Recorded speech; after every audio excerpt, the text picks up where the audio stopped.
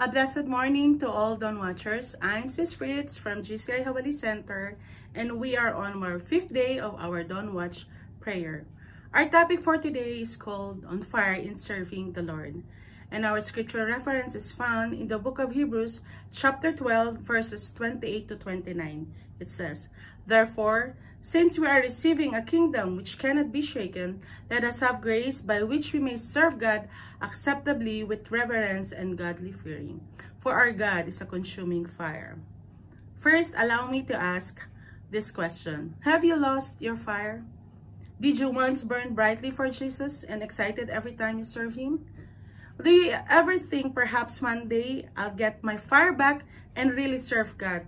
But right now, I'm happy to just go through the motions of nominal Christianity. Are you settled in this lifestyle? My brothers and sisters, being on fire for God doesn't come automatically. You have to intentionally work at it.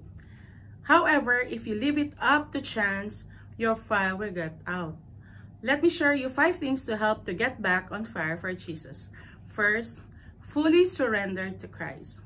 The reason many of us are not living on fire for Jesus is because we think our life belongs to us and that we get to do whatever we want with it. The truth is, in order to come alive to Christ, you first have to die to yourself. If we didn't die, then we just simply added Christ in our life rather than letting Christ become our life. This is a self-centered gospel rather than a Christ-centered gospel. You have to get off your throne and let Jesus sit on it. In Galatians chapter 2 verses 20 says, "I have been crucified with Christ and I no longer live, but Christ lives in me. The life I now live in the body, I live by faith in the Son of God who loved me and gave himself for me." And in 2 Corinthians chapter 5 verses 15, "And he died for all, that those who live should no longer for themselves, but for him who died for them and rose again."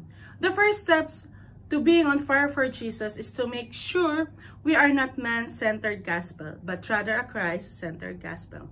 When Christ becomes the center of our life, then doing anything for him won't be a sacrifice.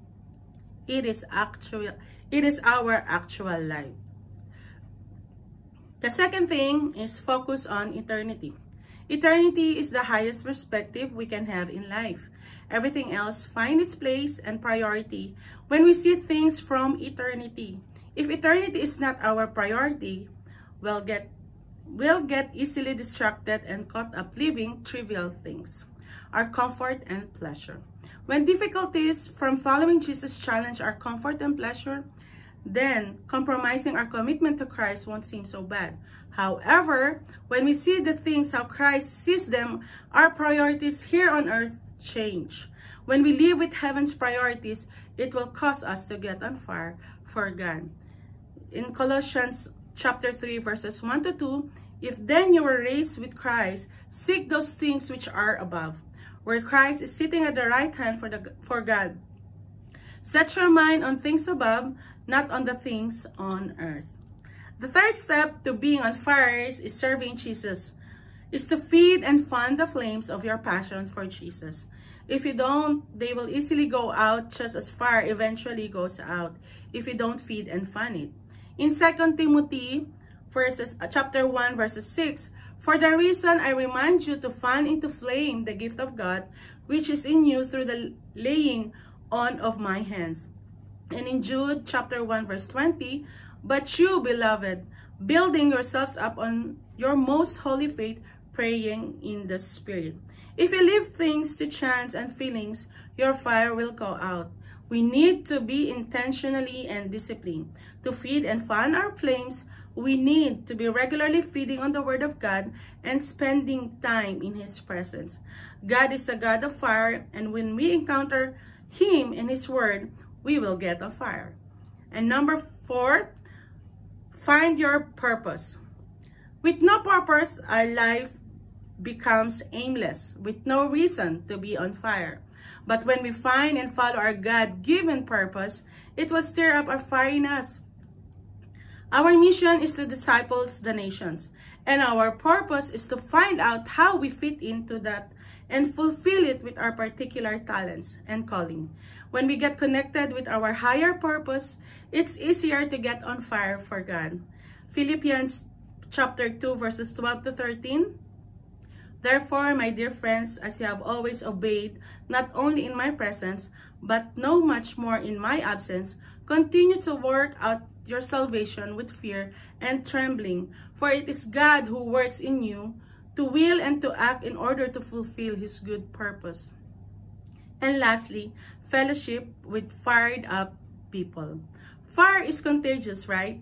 It spreads. All you have to do is get around people who are on fire for God and they will fire you up. Then get around other people whose fire has died down and you fire them up.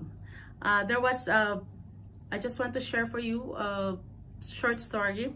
There was a pastor, there was a two member of a church, and they're not going anymore. They're not going fellowship in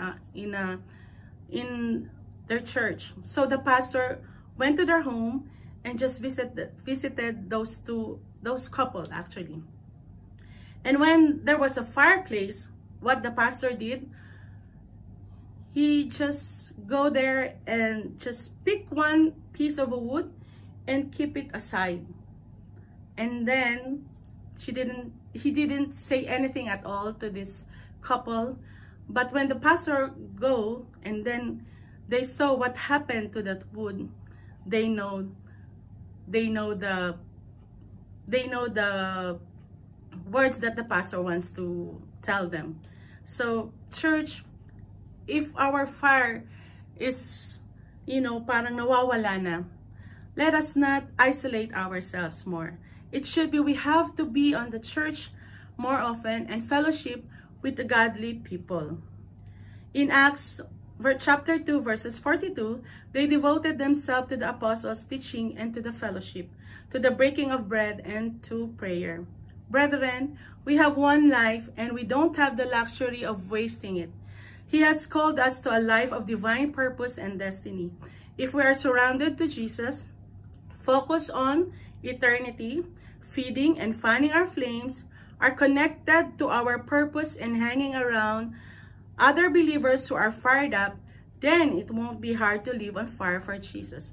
Serving him will be no sacrifice. It will be our burning desire.